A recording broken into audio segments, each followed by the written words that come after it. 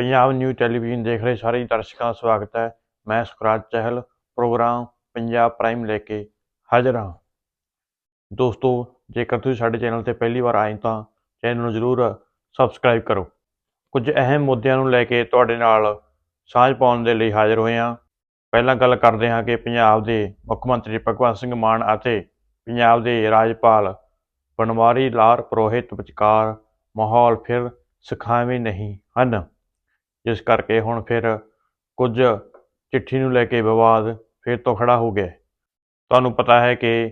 ਚੰਡੀਗੜ੍ਹ ਦੇ SSP ਨੂੰ ਲੈ ਕੇ ਪੰਜਾਬ ਸਰਕਾਰ ਅਤੇ ਰਾਜਪਾਲ ਵਿਚਕਾਰ ਫਿਰ ਤਲਖੀ ਦੇਖਣ ਨੂੰ ਸਾਹਮਣੇ ਆਈ ਹੈ, ਕਿਉਂਕਿ ਪੰਜਾਬ ਦੇ ਮੁੱਖ ਮੰਤਰੀ ਨੇ ਪੰਜਾਬ ਦੇ ਰਾਜਪਾਲ ਨੂੰ ਇੱਕ ਚਿੱਠੀ ਲਿਖ ਕੇ ਇਤਰਾਜ਼ ਜਤਾਇਆ ਸੀ ਕਿ ਜਿਹੜਾ ਚੰਡੀਗੜ੍ਹ ਦਾ SSP ਪੰਜਾਬ ਦਾ ਲਗਾਇਆ ਜਾਂਦਾ ਹੈ, ਉਸ ਨੂੰ ਹਟਾ ਕੇ ਹਰਿਆਣਾ ਦੇ ਇੱਕ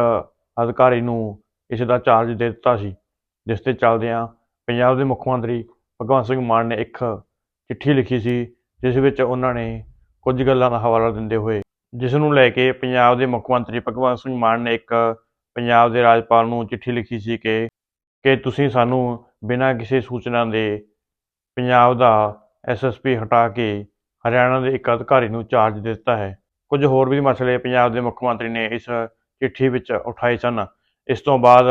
ਹੁਣ ਪੰਜਾਬ ਦੇ ਰਾਜਪਾਲ ਵੱਲੋਂ ਇੱਕ ਜਵਾਬੀ ਚਿੱਠੀ ਲਿਖੀ ਗਈ ਹੈ, ਜਿਸ ਵਿੱਚ ਉਹਨਾਂ ਨੇ ਲਿਖਿਆ ਕਿ ਪਿਆਰੇ ਭਗਵੰਤ ਸਿੰਘ ਮਾਨ ਜੀ, ਤੁਸੀਂ ਸਾਨੂੰ ਇੱਕ ਪੱਤਰ ਲਿਖ ਕੇ ਭੇਜਿਆ ਹੈ। ਉਹਨਾਂ ਆਖਿਆ ਕਿ ਜੇਕਰ ਤੁਸੀਂ ਇਸ ਚਿੱਠੀ ਲਿਖਣ ਤੋਂ ਪਹਿਲਾਂ ਸਾਡੇ ਵੱਲੋਂ ਪੰਜਾਬ ਸਰਕਾਰ ਨੂੰ ਸੂਚਨਾ ਦਿੱਤੀ ਗਈ ਹੈ, ਸ਼ਾਇਦ ਉਸ ਬਾਰੇ ਜਾਣ ਲੈਂਦੇ ਤਾਂ ਤੁਹਾਨੂੰ ਇਹ ਚਿੱਠੀ ਲਿਖਣ ਦੀ ਲੋੜ ਨਹੀਂ ਪੈਣੀ ਸੀ। ਉਹਨਾਂ ਆਖਿਆ ਕਿ ਜਿਹੜੀ ਤੁਸੀਂ ਸਾਨੂੰ ਇਹ ਚਿੱਠੀ ਲਿਖ ਰਹੇ ਹੋ, ਇਸ ਵਿੱਚ ਤੁਸੀਂ ਇੱਕ ਤਰੀਕੇ ਨਾਲ ਪੰਜਾਬ ਅਤੇ ਹਰਿਆਣਾ ਦੇ ਸੰਬੰਧਾਂ ਤੱਕ ਗੱਲ ਪਹੁੰਚਾ ਦਿੱਤੀ ਹੈ, ਜੋ ਕਿ ਇਸ ਤਰ੍ਹਾਂ ਦਾ ਮਾਮਲਾ ਬਿਲਕੁਲ ਵੀ ਨਹੀਂ ਹੈ। ਤੁਹਾਨੂੰ ਦੱਸ ਦਈਏ ਕਿ ਕਿਉਂਕਿ ਪੰਜਾਬ ਦੇ ਅਫਸਰ ਜਿਹੜੇ IPS ਅਧਿਕਾਰੀ ਹਨ, ਉਹਨਾਂ ਵਿੱਚੋਂ ਹੀ ਚੰਡੀਗੜ੍ਹ ਦਾ SSP ਲਗਾਇਆ ਜਾਂਦਾ ਹੈ। ਪਰ ਹੁਣ ਤੁਹਾਨੂੰ ਪਤਾ ਹੈ ਕਿ ਬੀਤੇ ਦਿਨੀ ਪੰਜਾਬ ਦੇ SSP ਨੂੰ ਹਟਾ ਕੇ ਹਰਿਆਣਾ ਦੇ ਇੱਕ ਅਧਿਕਾਰੀ ਨੂੰ ਚਾਰਜ ਦਿੱਤਾ ਸੀ। ਪੰਜਾਬ ਦੇ ਰਾਜਪਾਲ ਨੇ ਚਿੱਠੀ ਵਿੱਚ ਲਿਖਿਆ ਹੈ ਕਿ ਜਿਹੜਾ ਤੁਸੀਂ ਇਹ SSP ਹਟਾਉਣ ਦਾ ਮੁੱਦਾ ਉਠਾਇਆ ਹੈ, ਇਸ ਬਾਰੇ ਤੁਹਾਨੂੰ ਆਪਣੀ ਅਫਸਰਸ਼ਾਹੀ ਤੋਂ ਜਾਣੂ ਹੋਣ ਦੀ ਲੋੜ ਹੈ। ਉਹਨਾਂ ਸਿੱਧੇ ਤੌਰ 'ਤੇ ਆਖਿਆ ਹੈ ਕਿ ਅਸੀਂ ਇਸ ਅਹੁਦੇ 'ਤੇ ਅਜੇ ਕੋਈ ਪੱਕੀ ਨਿਯੁਕਤੀ ਨਹੀਂ ਕੀਤੀ। ਉਹਨਾਂ ਕਿਹਾ ਕਿ ਅਸੀਂ ਇਹ ਵੀ ਦੱਸਦੇ ਹਾਂ ਕਿ ਜਿਹੜੀ ਇਹ ਨਿਯੁਕਤੀ ਹੋਈ ਹੈ, ਇਸ ਤੋਂ ਪਹਿਲਾਂ ਅਸੀਂ ਪੰਜਾਬ ਸਰਕਾਰ ਦੇ ਅਫਸਰਸ਼ਾਹੀ ਵਿਸ਼ੇਸ਼ ਤੌਰ 'ਤੇ ਮੁੱਖ ਸਕੱਤਰ BK ਜੰਜੂਆ ਨੂੰ ਇਹ ਜਾਣੂ ਕਰਵਾ ਦਿੱਤਾ ਸੀ ਕਿ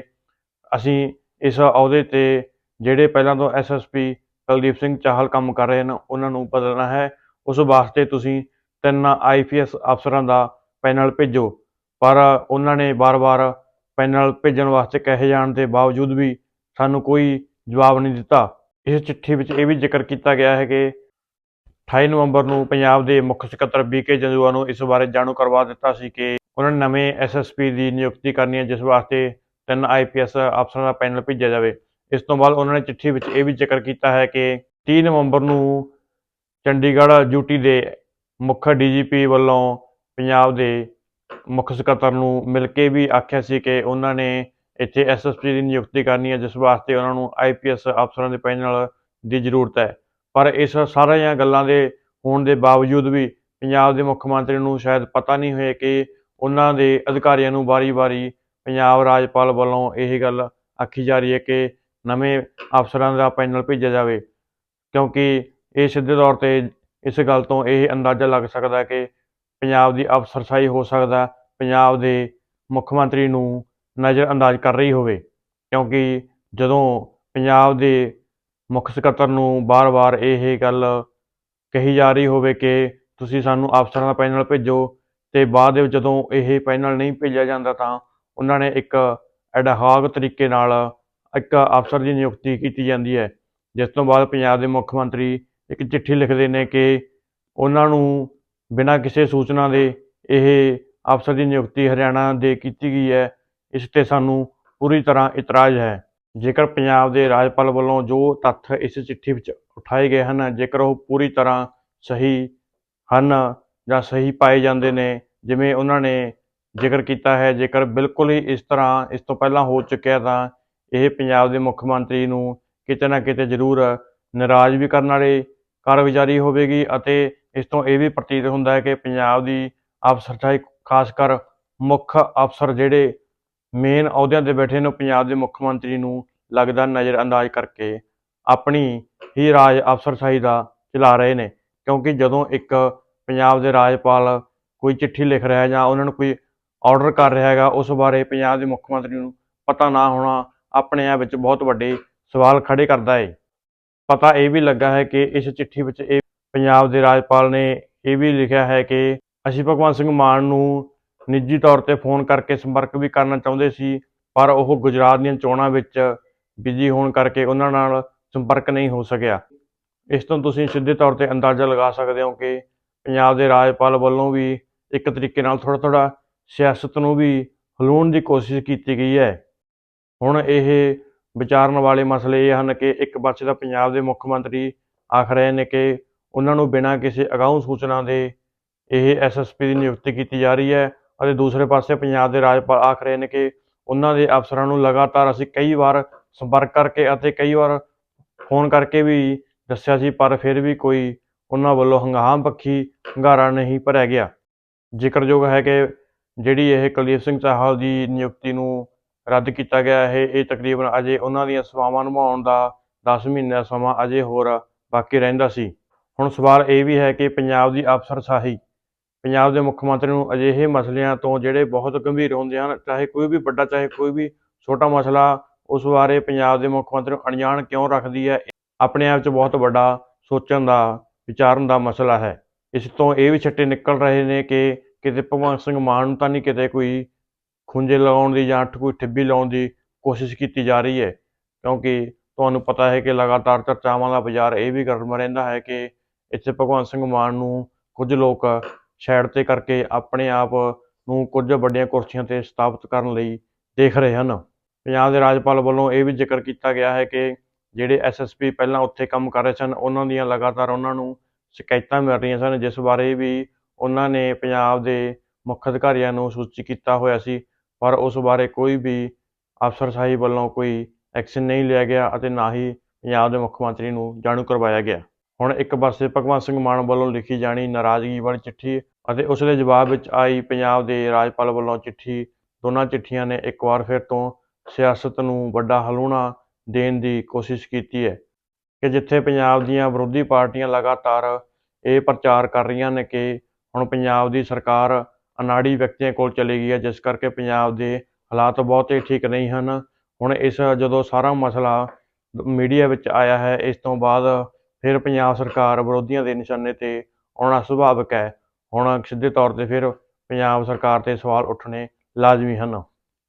ਕਿਉਂਕਿ ਜੋ ਸਾਰਾ ਕੁਝ ਕੰਮਕਾਰ ਹੋ ਰਿਹਾ ਹੈ, ਜੇਕਰ ਉਸ ਤੋਂ ਪੰਜਾਬ ਦਾ ਮੁੱਖ ਮੰਤਰੀ ਅਣਜਾਣ ਹੋਵੇਗਾ ਤਾਂ ਪੰਜਾਬ ਸੂਬਾ ਕਿਸ ਤਰ੍ਹਾਂ ਚੱਲੇਗਾ, ਇਹ ਵੀ ਆਪਣੇ ਆਪ ਵਿੱਚ ਬਹੁਤ ਵੱਡਾ ਸੋਚਣ ਦਾ ਸਵਾਲ ਹੈ। ਹੁਣ ਗੱਲ ਕਰ ਲੈਂਦੇ ਹਾਂ ਪੰਜਾਬ ਵਿੱਚ 1 ਮਹੀਨੇ ਲਈ ਮੁਫਤ ਹੋ ਰਹੇ ਟੋਲ ਪਲਾਜ਼ਿਆਂ ਦੀ। ਤੁਹਾਨੂੰ ਪਤਾ ਹੈ ਕਿ ਜੋ ਪਿਛਲੇ ਸਮੇਂ ਦੌਰਾਨ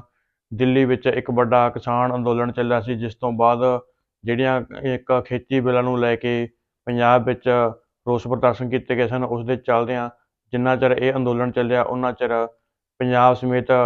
ਦੇਸ਼ ਦੇ ਕਈ ਥਾਵਾਂ 'ਤੇ ਟੋਲ ਪਲਾਜ਼ੇ ਮੁਫਤ ਕੀਤੇ ਗਏ ਸਨ, ਜਿੱਥੇ ਕਿਸਾਨਾਂ ਵੱਲੋਂ ਰੋਸ ਪ੍ਰਦਰਸ਼ਨ ਕੀਤੇ ਜਾ ਰਹੇ ਸਨ। ਹੁਣ ਫਿਰ ਉਸੇ ਪ੍ਰਕਾਰ ਪੰਜਾਬ ਵਿੱਚ ਕਈ ਜ਼ਿਲ੍ਹਿਆਂ ਦੇ ਟੋਲ ਪਲਾਜ਼ੇ ਮੁਫਤ ਹੋਣ ਜਾ ਰਹੇ ਨੇ। ਇਹ ਟੋਲ ਪਲਾਜ਼ੇ ਪੰਜਾਬ ਦੀ ਇੱਕ ਜਥੇਬੰਦੀ ਕਿਸਾਨ ਮਜ਼ਦੂਰ ਸੰਘਰਸ਼ ਕਮੇਟੀ ਵੱਲੋਂ ਕੀਤੇ ਜਾ ਰਹੇ ਨੇ। ਇਸ ਦੇ ਮੁੱਖ ਆਗੂਆਂ ਨੇ ਆਖਿਆ ਕਿ ਉਹ 15 ਦਸੰਬਰ ਤੋਂ 15 ਜਨਵਰੀ ਤੱਕ 11 ਵਜੇ ਤੋਂ ਲੈ ਕੇ 3 ਵਜੇ ਤੱਕ ਪੰਜਾਬ ਦੇ ਤਕਰੀਬਨ 18 ਜ਼ਿਲ੍ਹਿਆਂ ਵਿੱਚ ਇਹ ਟੋਲ ਪਲਾਜ਼ੇ ਮੁਫਤ ਕਰਨ ਜਾ ਰਹੇ ਨੇ। ਉਹਨਾਂ ਜਾਣਕਾਰੀ ਦਿੰਦੇ ਹੋਏ ਦੱਸਿਆ ਕਿ ਤਕਰੀਬਨ 1 ਮਹੀਨਾ ਇਹ ਟੋਲ ਪਲਾਜ਼ੇ ਮੁਫਤ ਹੋਣਗੇ। ਉਹਨਾਂ ਕਿਹਾ ਕਿ ਉਹਨਾਂ ਦੀਆਂ ਕੁਝ ਕਿਸਾਨੀ ਮੰਗਾਂ ਹਨ, ਜੋ ਕਿ ਕਈ ਮੰਗਾਂ ਕੇਂਦਰ ਸਰਕਾਰ ਨਾਲ ਸੰਬੰਧਿਤ ਹਨ ਅਤੇ ਕਈ ਪੰਜਾਬ ਸਰਕਾਰ ਨਾਲ ਸੰਬੰਧਿਤ ਹਨ, ਜਿਨ੍ਹਾਂ ਨੂੰ ਲਗਾਤਾਰ ਨਜ਼ਰਅੰਦਾਜ਼ ਕੀਤਾ ਜਾ ਰਿਹਾ ਹੈ। ਉਹਨਾਂ ਨੇ ਆਪਣੀਆਂ ਮੰਗਾਂ ਮਨਵਾਉਣ ਦੇ ਵਾਸਤੇ ਇੱਕ ਰੋਸ ਵਜੋਂ ਪੰਜਾਬ ਦੇ ਟੋਲ ਪਲਾਜ਼ਿਆਂ ਨੂੰ ਮੁਫਤ ਕੀਤਾ ਜਾ ਰਿਹਾ ਹੈ, ਜਿਸ ਵਿੱਚ ਤੁਹਾਨੂੰ ਦੱਸਦੇ ਹਾਂ ਕਿ ਤਰਨਤਾਰਨ, ਅੰਮ੍ਰਿਤਸਰ, ਪਠਾਨਕੋਟ, ਫਿਰੋਜ਼ਪੁਰ, ਮੋਗਾ, ਜਲੰਧਰ, ਕਪੂਰਥਲਾ, ਹੁਸ਼ਿਆਰਪੁਰ ਦੇ ਟੋਲ ਪਲਾਜ਼ੇ ਸ਼ਾਮਲ ਹਨ। ਤੁਹਾਨੂੰ ਦੱਸ ਦਈਏ ਕਿ ਇਹ ਤਕਰੀਬਨ 11 ਜ਼ਿਲ੍ਹਿਆਂ ਦੇ ਵਿੱਚ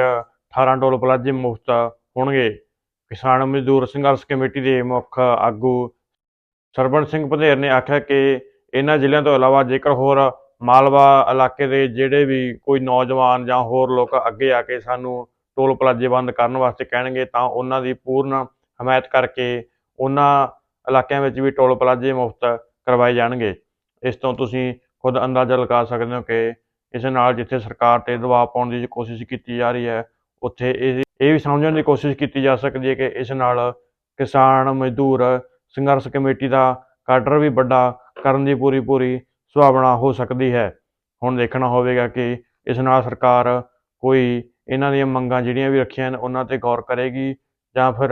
ਜਿਸ ਤਰ੍ਹਾਂ ਪਹਿਲਾਂ ਸਰਕਾਰਾਂ ਅਣਗੌਲਿਆਂ ਕਰ ਜਾਂਦੀਆਂ ਨੇ ਉਸ ਤਰ੍ਹਾਂ ਇਹ ਸਰਕਾਰ ਵੀ ਅਣਗੌਲੇ ਕਰੇਗੀ। ਇਹ ਤਾਂ ਹਜੇ ਵਕਤ ਹੀ ਬਿਆਨ ਕਰੂਗਾ।